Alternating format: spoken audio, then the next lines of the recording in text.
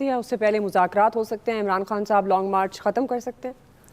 बहुत शुक्रिया दुआ। देखिए ऑप्शंस तो सारी मौजूद हैं और रिपोर्ट्स भी आई हैं कि डिस्कशंस बैकडोर बातें हो रही हैं, सारा कुछ हो रहा है, टोन्स भी हमें डिफरेंट नजर आई, तो ये सारी पॉसिबिलिटीज़ तो हैं। You never know. Specifically Pakistani politics की मैं बात करूँ तो आपको अगले घंटे का नहीं पता होता, अगले 4, 5, 6 दिनों की कोई प्रोडिक्शन करना तो डिफरेंट बात है।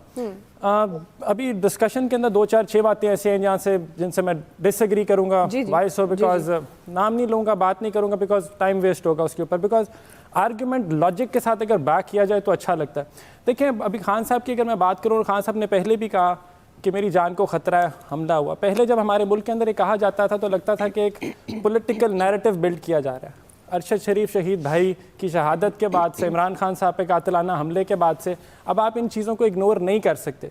तो अगर एक एक्स प्राइम मिनिस्टर, एक future prime minister to be और आपका एक वर्ल्ड कप विनिंग कैप्टन और सबसे बड़ी सियासी जमात का अगर सरबराह कह रहा है तो उस चीज़ को थोड़ा सा सीरियसली लेना ज़रूरी है। मैं क्यों कह रहा हूँ ये? क्योंकि मैं इस चीज़ को रिलेट करूँगा फ्रेंच रेवोल्यूशन से। हिस्ट्री को पढ़ना बहुत ज़्यादा ज़रूरी है, because history keeps repeating itself, घूम के वापस आती है।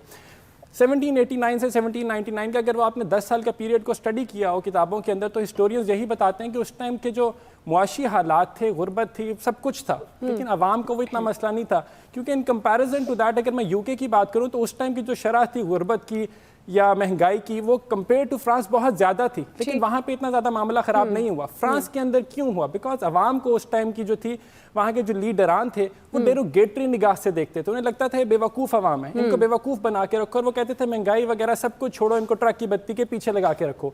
अब मैं इसको रिलेट क्यों कर रहा हूँ? क्योंकि प्रेजेंटली भी हालात तो बहुत ज़्यादा ख़राब हैं, लेकिन ट्राई एंड अंडरस्टैंड कि आवाम को कॉन्फिडेंस में लेना बहुत ज़्यादा ज़रूरी है।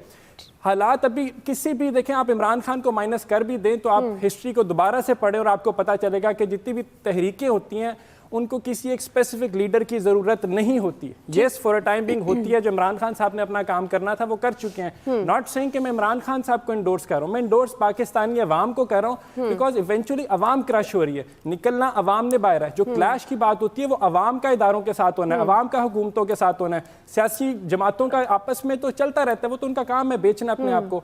तो what we need to understand is कि अवाम को देखें कि अवाम बुरी तरीके से पिसती जा रही है।